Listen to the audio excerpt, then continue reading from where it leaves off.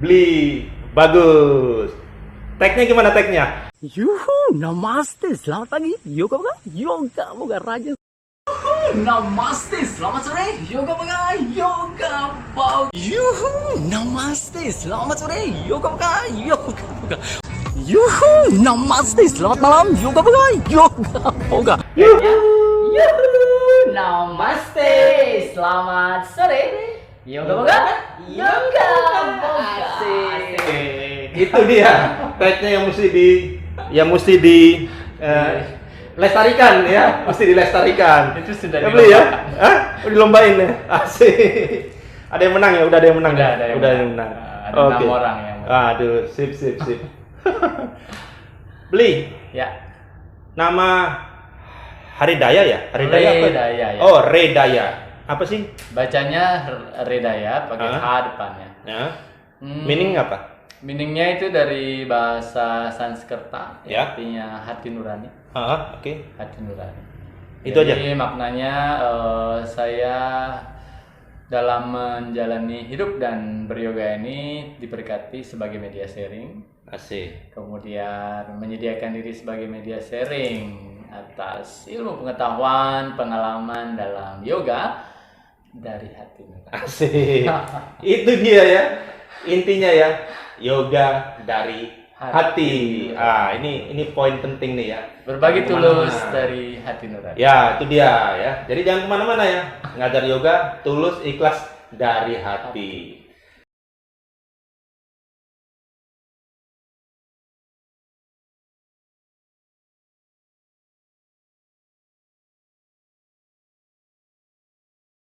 Beli, udah berapa tahun sih Redaya nih? Redaya sudah jalan 3 tahun. 3 tahun ya. 3 tahun. Nanti mungkin bulan tahun depan. Udah jalan 3 tahun. Udah ngeluarin berapa angkatan nih? TT 200-nya tahun pertama sekali, kemudian bulan ini yang kedua. Bulan yang kedua. Setiap tahunnya 200-nya sekali. Udah Kalau sampai yang- 300 belum? Belum. Belum ya? Belum sampai Baru 200 ya? Belum baru. Oke. RIS 200. Ya. Ya itu rata-rata. Saya terima kasih dulu nih, belum ngucapin terima kasih. Saya merasa spesial sekali. Ngobras ini saya sudah sering nonton. Akhirnya kesampaian, semua tidak ada yang kebetulan. Pasti akan ketemu atas seleksi Anda di semesta. Terima dan kasih. berkatnya. Terima kasih sudah Terima kasih. datangnya. Semesta membantu. Ya, Semesta membantu. Jadi belum sampai 300-500 ya? belum. Nah, Emang belum. batas ke situ. 200. Karena saya sendiri belum 300. Santai aja. Saya sudah 2 kali 200, tapi memang tidak berpikir ke jenjang gitu. Karena oke. saya ingin belajar dengan guru ini gitu, belajar saja gitu. Oke. Ketika nanti ada panggilan dari hati nurani lagi. Siap. lanjut. Oke. Kalau gitu gini, Redaya nih senternya sekarang udah ada di berapa lokasi? Center udah pasti, kalau saya ke depannya pasti 1 centernya. Kalaupun itu misalnya Yang ada di daerah misalnya ada nggak? itu paling cabang aja. Oh, cabang Kalau aja. misalnya ada teacher training sana, cari tempat di mana gitu. Oh, Jadi oke. nggak pasti. Oke. Jadi nggak Mungkin berdiri. ke depannya di Bali karena kampung saya di Bali. Balik kampung dong ya. Balik kampung. Balik kampung. Bali ya. Bali. Ya, Bali. Jadi kalau teman-teman belum tahu, Beli ini dari Bali, terus masuk Jakarta, and then bergelut dengan yoga. Dulu orang kantoran beliau nih. Ya, Jadi ke Jakarta karena kantoran. ya orang kantoran. Sama kayak saya dulu orang kantoran, tapi akhirnya lepas total, nyemplung di yoga. Ya. Jadi gitu teman-teman ya. Oke, good. Apa sih visi misi Redaya nih? Visi misi Redaya berarti sama dengan visi misi saya. Visi misi saya yaitu hidup dan yoga adalah hidup buat saya. Ya. Ya, jadi ada yoga is my life. Oke. Jadi dalam hidup ini saya merasa bersyukur sudah diberkati sebagai media sharing. Ya. Media sharing itu adalah saya menyediakan diri ini sebagai media sharing atas energinya dalam ilmu pengetahuan, pengetahuan dan pengalaman saya dalam beryoga. Sama juga dengan Redaya, akhirnya menyediakan diri sebagai media sharing atas energinya dalam ilmu pengetahuan dan pengalaman beryoga. Asik. Bagi semuanya Mantap, tanpa ya? batas dan Asik, tidak itu dia tuh. Mantap, mantap. Jadi kali ini agak spesial ngobrasnya. Biasanya saya pakai online Zoom. Kali ini khusus untuk beli, saya hadir di studionya. Terima Studio kasih beli lagi ini. untuk Ya, kespesialan mantap ini. nih, mantap, mantap. Hujan-hujan lagi tadi di jalan ya. Jadi mantap deh hari ini. Ya, Episode hari ini khusus. juga saya kosongkan Asik. biar energinya full. Asik. Terima kasih, terima kasih, terima kasih. Iya, iya. Pandangan pribadi soal yoga, apakah masih sama nggak yoga itu main body and soul, atau ada pandangan lain tentang yoga? Yoga tuh nggak harus main body and soul kok, harus ada begini-begini, atau memang udah pakem begitu? Kembali lagi pertama dulu ya, supaya saya diingatkan kembali dan teman-teman juga. Yoga itu apa? Berasal dari bahasa Sanskerta yuj, artinya penyatuan. Penyatuan apa? Penyatuan diri ke dalam diri. Yang terdiri dari tubuh fisik. Ya. Tubuh fisik paling luar yaitu Anamaya Kosya, makanya ada asana mengerjakan tubuh fisik. Kemudian yang lapisan kedua Pranamaya Kosya itu energi, makanya ada pranayama. Oke. Kemudian ada pikiran dan jiwa, Manomaya Kosya, mind. Ya. Makanya ada meditasi. Nah, jadi yoga ini adalah penyatuan ke dalam diri. Ya. Itu yang pertama. Kemudian penyatuan yang kedua, penyatuan ke alam semesta, karena hidup di alam. Kita harus menyatu nih. Kalau hujan, aduh nggak nyaman nih di alam semesta, itu udah nggak menyatu kan? Iya. Ya, hujan kita tetap nyaman. Okay. Panas tetap nyaman, menyatu dengan alam. Okay. Kemudian penyatuan selanjutnya adalah penyatuan kembali kepada sumbernya. Penyatuan kembali kepada sumbernya itu Sang Pencipta. Makanya setiap orang menutup usia kan didoakan semoga diterima di sisi.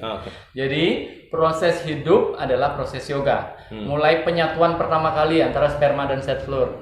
Terjadilah janin. Ini penyatuan pertama kali, 9 bulan lebih, kemudian brojol menyatu dengan alam. Saya dengan Mas Diar hari ini menyatu di sini. Ini juga yoga. Kalau saya dan Mas Diar di sini, tapi pikiran saya sudah merencanakan sesuatu nanti sore mau makan apa, berarti saya nggak menyatu di sini. Nah, itu bukan yoga. Jadi buat saya tetap yoga adalah penyatuan tadi. Penyatuan apa? Diri ke dalam diri ke alam semesta, diri kepada Sang Pencipta kembali. Prinsip yoga. Nah, dengan melihat perkembangan yang ada sekarang, universalnya yoga, kita lihat, kita tidak usah naik lah ya. Melihat misalnya di seluruh dunia, aliran A, aliran B, aliran C. Misalnya udah aliran A gitu, saya kok kamu nggak yoga ke sana bareng? Oh itu aliran A. Oh itu aliran B gitu. Oh, kok nggak ikut sana? Oh itu komunitas A. Saya komunitasnya di sini.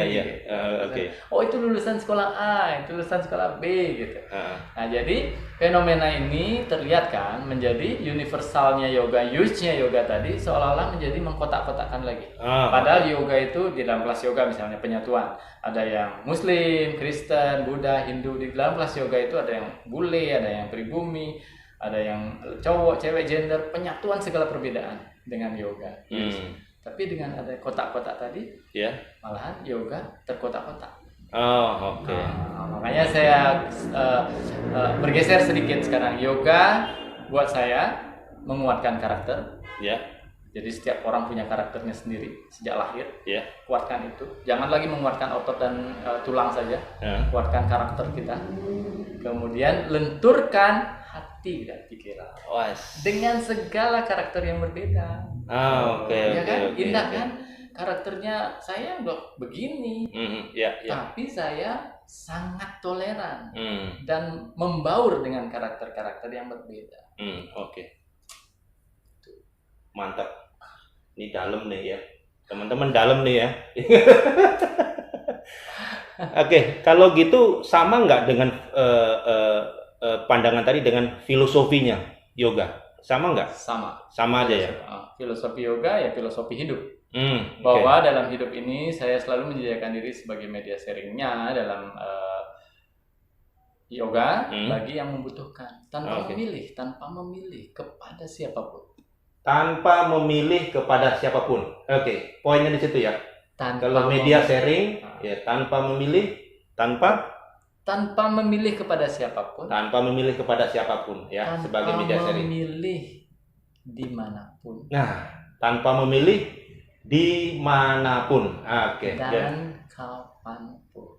Nah, satu lagi, dan kapanpun nanti ya. Saya diminta Mas Diar waktu itu, beli ketemu dong gitu. Saya lihat jadwal, oh minggu ini nggak bisa, berarti memang nggak bisa. Ternyata ada, oh saya bisa hari ini gitu. Mas Diar panggil saya nggak mikirin. Mas Diar itu bahwa oh dari kelompok mana gitu kan? Oke. Tidak pernah memilih. Oke. Asal sudah sampai ya udah. Di dalam diri Mas Diar ada Tuhan. Oke. Saya sangat menghormati jiwa-jiwa. Amin. Duh, indah banget. Hari ini mudah-mudahan banyak ilmu buat saya dan buat teman-teman ya. Ikutin terus ngobras kita nih. Oke. Nah, sekarang soal pranayam ya. Pranayam ya. Pranayam. Dulu ketika saya belajar pranayam itu saya diajarkan secara bertahap. Mulai dari yang ujjayi. Ujjayi terus naik Siddharisa terus sampai Kapalabhati and then terus Bhastrika. Cuman setiap pranayam, jenis pranayam itu ada dilihat dulu dia sudah bisa atau belum untuk masuk ke pranayam berikutnya. Ya, kalau dia bilang, gurunya bilang belum bisa, ya udah dilatih lagi. Nah, itu secara bertahap. Nah, menurut Beli nih ya, perlu nggak sih sekarang itu pranayam itu harus diajarkan secara bertahap begitu atau boleh dipotong-potong aja? Gimana Beli? Oke, dalam yoga saya selalu bilang nothing absolute. Tidak ada yang baku. Sama seperti hidup, bukan matematika. 1 + 1 sama dengan 2, bukan ya. Hidup itu dinamis, sama dengan yoga juga. Gitu. Jadi sama dengan asana. Jadi tidak harus belajar asana ini. Oh ini kelasnya advance, jangan kamu ikut. Bisa saja orang yang tidak pernah ikut yoga, baru ikut sekali kelas yoga, udah bisa melakukan gerakan yang menurut kita advance. Itu contoh misalnya saya nggak pernah ngajar di kelas itu ada gerakan bakasana. Padahal yang di lain sudah ikut 2 tahunan, nggak bisa bakasana. Yang satunya baru ikut sekali, belum pernah yoga, udah langsung bisa bakasana. Nah itu contoh. Jadi tidak ada yang baku kan. Gitu. Jadi beginner pun bisa. Nah sama dengan pranayama juga begitu. Jadi saya pernah punya pengalaman satu, padahal saya ngajaran yang agak berat pranayama. Ini bukan pranayama. Setelah pranayama nanti kita belajar kriya, kriya pembersihan yang Uddiyana Bandha. Nah Uddiyana Bandha, saya pernah ngajar di BSD seorang bapak belum pernah yoga, dan di kelas itu banyak juga guru-guru yoga. Kemudian saya praktekkan bagaimana melakukan Uddiyana Bandha tentu setelah pemanasan, setelah pranayama sebelumnya. Dan karakter bapak ini adalah sangat teliti, mendengarkan dan menyimak dengan baik. Saya dari awal datang, oh bapak ini sangat menyimak apa yang saya sampaikan gitu. Dan ternyata bapak itu bisa melakukan Uddiyana Bandha dengan baik sekali. Dan di situ berupa persepsi lagi. Oh, memang tidak ada yang absolut. Bapak ini belum pernah belajar yoga pun, baru kali ini cuma karena dia mendengarkan dengan baik, mengamati, kemudian melakukan dan bisa. Jadi tidak ada yang absolut. Kalau misalnya kita di kelas pranayama, tiba-tiba di kelas itu baru kita ikut yoga sekali, tiba-tiba sudah mengajarkan Bhastrika, ya kita harus ikutin Bhastrika. Tiba-tiba di kelas itu mengajarkan Kapalabhati, kita ikutin. Kan pasti guru memandu dari step by step. Asalkan benar ya, lakukan benar ya, melakukannya. Dan benar salah juga menurut saya itu tidak absolut. Sudut pandang. Karena saya sendiri pun belajar, saya belajar di sini. Oh itu Kapalabhati, oh itu Bhastrika. Bingung. Secara teknik sama. Jadi akhirnya ketemu satu. Bhastrika itu fokuskan ke perut. Kapalabhati fokuskan kepala. Gitu. Jadi mungkin secara teknik terlihat sama. Perutnya menghentak ke dalam, hentakan napasnya dari hidung. Gitu. Ada yang dicepatkan, ada yang dipelankan. Cuma fokusnya berbeda. Fokusnya saja berbeda. Yoga adalah kesadaran. Kesadaran adalah kemana arah pikiran mengalir. Kemana pikiran mengalir, energi akan ke sana. Jadi cuma membawa fokusnya saja. Menurut saya. Ilmu lagi ya, teman-teman ya. Ilmu lagi. Mudah-mudahan hari ini banyak ilmunya teman-teman ya. Di obras ini. Kalau kita lihat pranayama, melakukan pranayama itu banyak antara satu guru dengan guru lain itu beda metode. Misalnya Bhastrika, misalnya ambil contoh Bhastrika, banyak banget itu ya. Tujuannya apa sih bentuk-bentuk tangan itu misalnya? Oh, itu hanya Misalnya ada tangan ke begini, atas. ya, ada yang muter, ada yang begini. Begitu. Itu sebetulnya apa itu? Untuk apa gitu maksudnya? Itu hanya variasi yang bebas saja. Oke. Variasi yang bebas. Tentu biasanya si guru akan menjelaskan. Kalau saya akan menjelaskan kenapa tangannya dibawa ke samping lalu diputar kelipat ke belakang. Ya. Saya jelaskan. Oke. Kenapa sekarang hari ini kita lakukan? Karena hari ini kita akan melakukan banyak asana. Dengan begini kita akan membantu meregangkan daerah bahu, kemudian lengan. Itu secara fisik.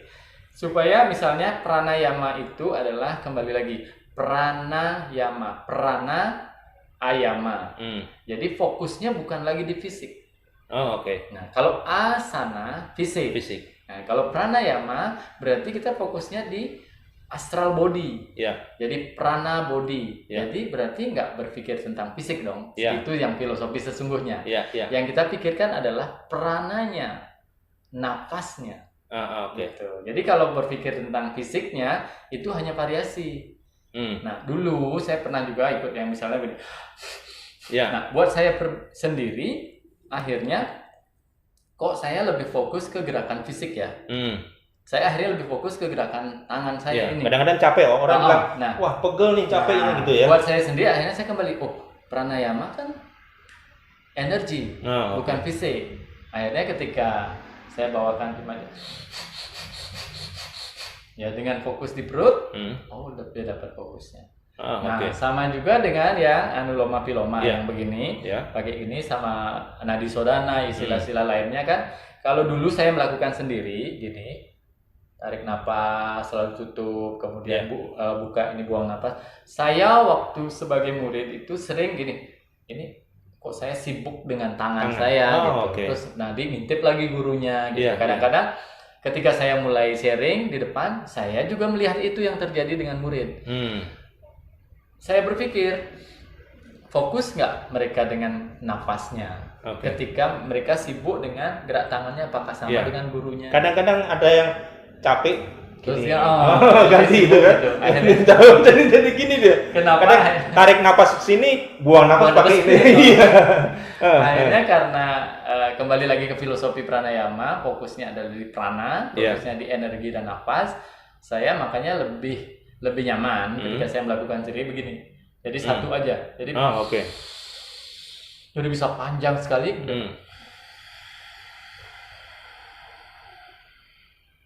Panjang. Toh tujuannya sama, menyeimbangkan kanan kiri kan. Nah, gitu. Kembali lagi media sharing, apa yang saya ketahui, ilmu pengetahuannya tidak cukup ini. Saya harus melakukan dulu untuk diri saya sendiri. Nah, ketika saya sudah melakukan, saya merasakan itu di dalam diri saya, baru saya bisa sharing. Karena dulu waktu saya udah ikut berapa kali teacher training, sudah tahu tentang pranayama secara teori. Di kelas saya tidak ada pranayama waktu saya ngajar. Karena apa? Karena saya belum melakukan. Saya belum melakukan untuk diri saya sendiri, belum tertarik. Padahal saya sudah jumpalitan, udah tetap aja di kelas saya duduk biasa, gini yuk tenangkan pikiran sebentar, gitu. Buka mata langsung stretching, pemanasan gitu. Tidak pernah ada pranayama. Dan ketika saya mulai tertarik melakukan, saya merasakan manfaatnya. Baru saya nyaman untuk sharing. Dan akhirnya saat ini tidak ada pranayama di awal. Meskipun saya sekedar cuman sharing kayak kemarin, cuman talk show misalnya ngobrol gitu, pasti saya awali sedikit gitu. Karena tujuannya adalah menyamakan level energi. Gitu. Jadi membawa efek ketenangan. Jadi lebih gampang menyerap sesuatu. Itu pengalaman saya. Nah, pranayama tuh bagusnya di depan atau di belakang, sebagai opening atau sebagai closing, atau dua-duanya dia? Dua-duanya boleh. Dua-duanya boleh. Mungkin kalau yang di belakang sifatnya lebih ke cooling down karena sudah turun kan. Jangan lagi di belakang membawa pranayama yang energizing gitu, yang membangkitkan energi. Itu kan terbalik karena sequence kan udah turun nih. Turun ya. Kalau saya berdasarkan pengalaman lagi, dulu dapat juga teorinya kalau di aliran ini ada yang pranayama di belakang, ada yang pranayama di depan. Dengan adanya dua ini selalu, akhirnya jawabannya selalu ke dalam diri dengan latihan. Nah, ketika saya latihan sendiri, saya sangat nyaman ketika awali dulu dengan pranayama dan meditasi. Jadi level energinya itu sudah bisa lebih tenang. Misalnya kan, nah ketika saya punya kelas pun itu yang saya rasakan. Ketika saya sharing kelas, awali dengan pranayama dan meditasi, kelas itu jauh lebih tenang, lebih terkontrol, dan energi muridnya itu lebih luar biasa. Itu pengalaman lagi. Jadi praktek lagi yang mengajarkan lagi. Jadi memang benar teorinya 99% praktis, 1% teori. Itu luar biasa. Jadi teori tetap penting, tapi yang lebih banyak lagi prakteknya. Banyak teori nggak praktek, sama juga bohong ya. Contoh teorinya numpuk ya, prakteknya nggak ada gitu ya. Aduh. Ditanya apa aja tahu gitu. Iya. Terus begitu, udah rasakan kan? Belum. Karena nggak. Betul. Siap. Jadi dia pengalaman itu dengan diawali oleh meditasi, pranayama, ketika melakukan asana pun jauh lebih nyaman gitu. Karena kan saya pernah belajar filosofinya, kalau tubuh prana itu kan lebih di dalam. Tubuh prana itu lebih di dalam. Kalau kita sudah mengerjakan tubuh prana, menyentuh keluar, menyentuh ke tubuh fisik. Gitu. Tapi kalau kita mengerjakan tubuh fisik, tidak bisa menyentuh ke tubuh prana. Gitu secara level. Gitu. Kalau kita asana ya udah tubuh fisik saja. Warrior gitu ya, menguatkan kaki, gitu, membuka-buka area pinggul, fleksibilitas gitu. Tapi begitu kita mengarahkan energinya itu masuk ke cakra misalnya gitu kan, nah bisa mempengaruhi fisik. Berarti kalau aplikasikan ke asanas tuh itu gimana penyesuaian gerakannya seirama nafas atau asanasnya di hold sekian menit gitu? Kalau saya ukurannya nafas. Misalnya kalau cuman tarik nafas, buang nafas, satu gerakan itu baru fisik menurut pengalaman saya. Jadi, tapi ketika bisa holding misalnya 3 nafas, tarik nafas, coba rasakan di area ini, kemudian buang nafas, rasakan di mana. Tarik lagi, rasakan di area ini, apalagi bisa tutup mata. Lebih kusuk lagi. Baru meditasi. Karena sesungguhnya semua meditasi. Asana meditasi dalam gerak. Pranayama meditasi dalam nafas. Nah, meditasi penyatuan diri. Mantap. Mantap. Bener kan ilmu semua nih hari ini. Beli. Sekarang kalau tadi ngomongin pranayama. Asanas. Menurut Beli, di dalam proses beryoga itu ada nggak sih level-levelnya? Misalnya ini basic, ini intermediate, ini advance, atau yoga ya udah yuk belajar dulu fondasinya, terus nanti yang lainnya tinggal ngikutin, atau emang dipilah-pilah begitu, Beli? Menurut saya sesungguhnya lagi-lagi nggak ada yang absolut. Kenapa akhirnya dikelompokkan levelnya itu mungkin karena adanya gini. Misalnya adanya di satu studio. Gitu. Di satu studio ada tempat-tempat yoga atau gym gitu yang supaya lebih mudah mengelompokkan gitu. Jadi adalah basic yoga. Terus naik misalnya intermediate. Kalau saya sih bawain kelasnya tidak pernah. Kalau saya bawain kelasnya selalu mengatakan bahwa ini hatha yoga. Gitu. Jadi saya tidak pernah membatasi yang masuk itu mau tidak pernah yoga, mau yang sudah advance gitu, tidak pernah saya batasin. Tapi di awal kelas saya selalu bertanya, adakah yang baru pertama kali ikut kelas yoga atau yang punya keluhan di bagian tubuhnya? Nah, saya sampaikan. Nanti yang baru pertama kali ikuti instruksi saya semampunya, kalau tidak mampu langsung misalnya child-pose atau istirahat sendiri atau tunggu saya yang bantuin. Gitu. Jadi dari awal saya sudah tidak pernah label. Tapi ketika saya harus mengajar di satu studio yang di situ mengharuskan harus milih tema kelas di sini. Gitu. Mengikuti. Tapi kebetulan beruntungnya saya tidak masuk ke tempat mengajar yang mengharuskan seperti itu. Dan di tempat mengajar saya itu selalu mau ngisi apa. Jadi itu saya merasa menjadi media sharing sesungguhnya. Gitu. Jadi siapapun boleh masuk. Boleh masuk. Oke. Dan Good. itu sudah terjadi. Oke. Dan selalu saya bawakan Hatha Yoga. Mungkin kalau butuh variasi judul misalnya ya Morning Prana Flow gitu, misalnya apa gitu. Oke. Kan general itu. Ya, masuk ke soal terapi nih. Ya, terapi. Ya, terapi. Menurut Bli, orang-orang yoga terapi itu gimana? Jadi kan ada tuh ya yoga terapi, fokus di yoga terapi, pakai yoga. Itu gimana tuh? Ada juga yoga healing kan? Ya, itu gimana tuh? Menurut Bli gimana? Menurut saya pribadi, saya tidak membawa media sharing saya cukup di media sharing yoga. Ya. Ada gitu misalnya. Kemudian ada pengalaman, ada murid datang, Bli, mau dong saya di healing.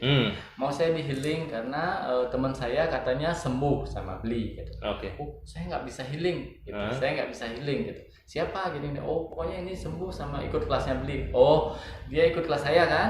Ya, berarti dia menyembuhkan dirinya sendiri dengan ikut kelas saya memandu.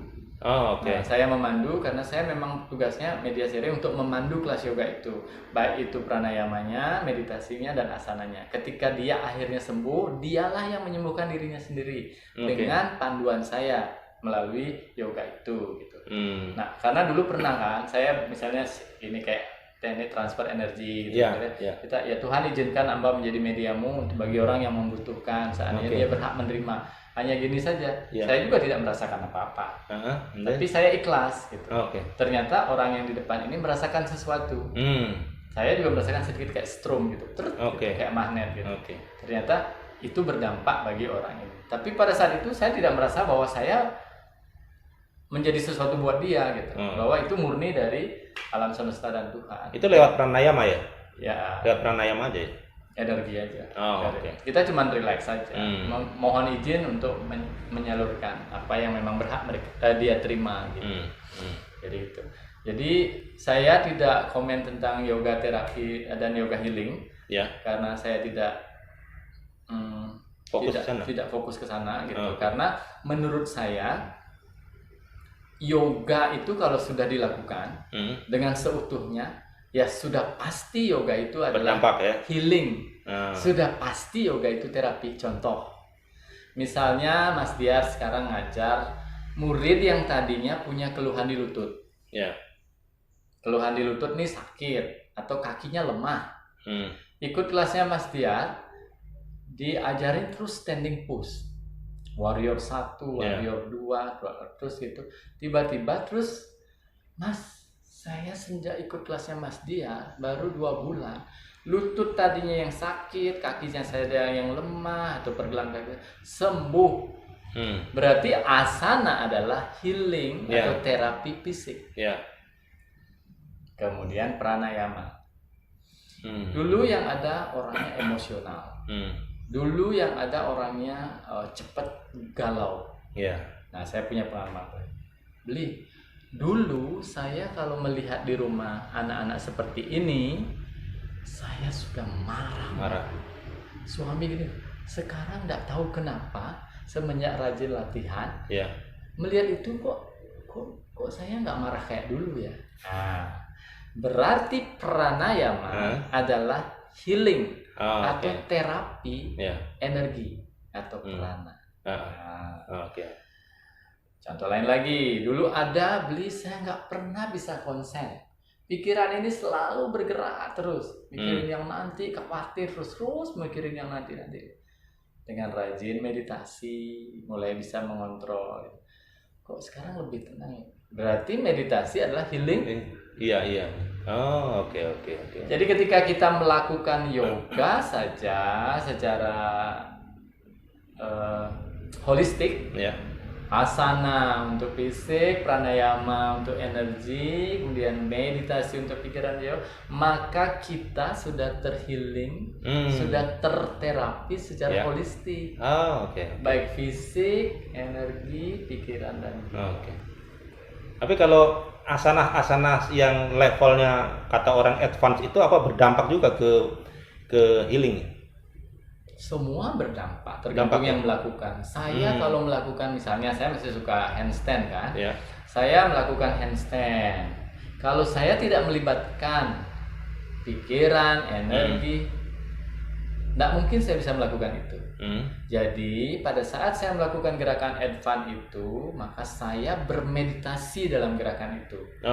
Karena saya fokus pada setiap gerakan tubuh fisik, energinya ada di situ, pikiran dan jiwa ada di situ, maka ketika saya melakukan itu akan berdampak bahwa saya sudah melakukan meditasi dalam asana itu, dan rasa bahagia luar biasa. Kalau bahagia gimana? Sehat kan? Sehat. Itu jawabannya. Wah, teman-teman yoga, hari ini ilmu semua.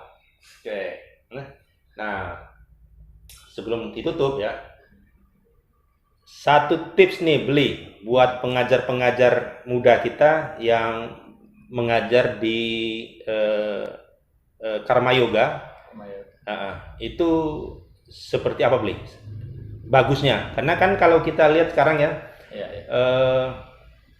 pengajar-pengajar muda kita kalau beberapa yang mengajar di yoga di taman itu sepertinya sih nggak ngelihat audiensnya ya, seberapa banyak seberapa usianya gitu. Kadang-kadang mereka hantam dengan level-level yang agak tinggi. Ya, akhirnya semua jadi melongo gitu aja ya, ngeliatin yang depan. Mending kalau semua bisa, ya bisa cuma 2 orang, 3 orang. Nah, tipsnya nih buat supaya mereka nih audiensnya bisa ngikut semua tuh, ada tips nggak beli buat pengajar muda nih? Kalau tips dari saya sih menjadi diri sendiri saja. Menjadi diri sendiri, karena itu lebih, kalau sesuatu itu sudah menjadi diri sendiri dan natural, itu akan pasti bisa diterima dengan baik. Orang melihatnya juga natural, alami itu. Tapi misalnya gini, seperti dibilang tadi, kalau pesertanya di situ banyak yang pemula gitu, ada juga yang sudah biasa beryoga gitu. Tidak bisa juga kita menurunkan ke yang pemula, gitu kan.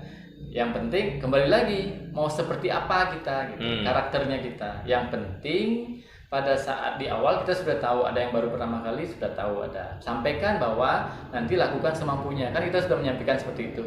Nah, itu tetap aja menjadi diri kita sendiri. Kembali ke filosofi, karena kita ada untuk mereka, ya, dan kita tidak bisa memuaskan semua orang. Udah pasti itu. Jangan terikat oleh suka dan tidak suka. Nanti kita malah kebingungan gitu. Berusaha memenuhi keinginan semua orang. Kan bingung kan? Nah, terjebak dirinya kita. Karena kita media sharing, biarkan saja mengalir menjadi diri kita sendiri. Kalau misalnya ada yang tidak suka, kita mau ngajar apa gitu, fokus ke situ. Kalau misalnya nanti fokus yang baru-baru, dia terlalu heboh gerakannya gitu, saya jadi nggak bisa ngikutin, ya biarkan gitu. Ada juga, wah saya suka banget ini, saya dapat ini feel-nya, saya jadi nendang kelasnya rasanya gini kan, selalu akan ada begitu. Nah, kembali lagi ke dualitas tadi kan, pasti apapun yang kita lakukan pasti ada yang suka dan tidak. Tidak usah terlalu berfokus dengan yang suka dan tidaknya, yang penting sesuai dengan hati nurani kita lagi. Gitu, jalankan itu. Kalau tips untuk berlatih pranayama? Tips berlatih pranayama, lakukan pranayama itu kalau sudah ada keinginan dari dalam diri. Kalau sudah ada keinginan dari dalam diri dan sudah suka. Jangan hanya karena tren atau misalnya kelihatan keren kalau ada pranayama, tapi kita belum lakukan untuk diri kita sendiri gitu. Nah, itu nggak dapat nanti feel-nya. Sama dengan asana. Kalau bagi pemula, pranayama yang baik? Pranayama yang baik melatih bagi napas. Pemula? Belajar bernapas dulu saja. Belajar bernapas dalam, belajar. Yang tarik napas.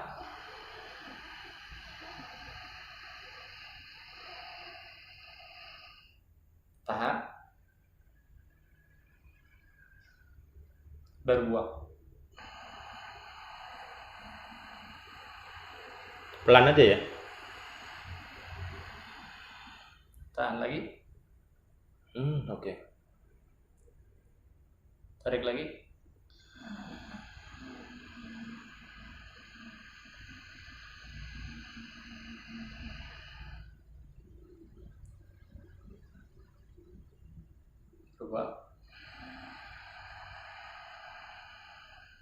di pagi hari. Oke. Itu tipsnya ya buat teman-teman pemula yang ingin belajar pranayama ya. Itu tips dari Bli tadi. Tiap pagi ya, tiap pagi. Setiap saat bisa. Oke, setiap saat Tapi ya. lebih baik lagi di pagi hari di saat pikiran masih, karena pagi hari itu secara Ayurveda memang kegiatan untuk Bagus ya. orang yang muslim sholat subuh itu Oke, luar biasa. ya. Makanya pagi hari itu memang luar biasa gitu untuk membersihkan diri, karena memang ingat kita tubuh ini 9 pintu gerbang. Oke. 9 lubang ada di tubuh Yeah. kita itu. Yeah. Ada bangunan suci ini, the holy temple ini ada 9 pintu gerbang atau 9 lubang. Ada Yeah. 2 hidung, 2 mata, 2 telinga, dan 6 Ya. mulut, 7 kemaluan dan anus. Di Yeah. pagi hari semua mengeluarkan kotoran itu. Oke. Nah, sama juga kita melakukan kegiatan pembersihan yaitu pranayama, meditasi, kemudian kriya gitu. Gitu. Oke teman-teman, luangkan waktu Di pagi hari. di pagi hari, nggak sampai 5 menit ya, tapi efeknya luar biasa. Ya, Sering dilatih, lalu rasakan hasilnya. hasilnya. Mantap. Oke, gitu teman-teman ya, obrolan ngobrolan santai saya dengan Bli Bagus. Oke, mudah-mudahan bermanfaat. And then jangan lupa subscribe ya.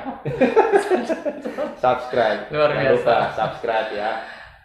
Nanti linknya ada di deskripsi. Oke. Jangan lupa juga tunggu terus ngobrasnya Mas Diar ini yang luar biasa, menjadi media sharing buat kita. Makanya saya bisa ketemu dengan teman-teman. Terima kasih, Kalau Bli. tidak ada Mas Diar jadi media, tidak ketemu kita dalam. Saya kenal Bli Bagus nih udah lama, udah tahu udah lama ya. Tahu udah lama. Saking lamanya dunia maya saja. di dunia maya. Ketemu darat baru hari ini. Coba bayangin deh. Ya. Dan langsung hangat. Ya. Beliau udah nungguin saya tuh ya. Bukan saya yang datang duluan, beliau udah nungguin ya. Nah, guru yoga itu usahakan kalau datang itu lebih awal dibanding murid-muridnya. Itu ya, pesannya begitu. Oke, terima kasih Bli, terima kasih banyak. Terima kasih Luar banyak. biasa. Sukses selalu. Sukses selalu. Sampai ketemu teman-teman di ngobras berikutnya. Selanjutnya. Dadah. Dadah. Salam.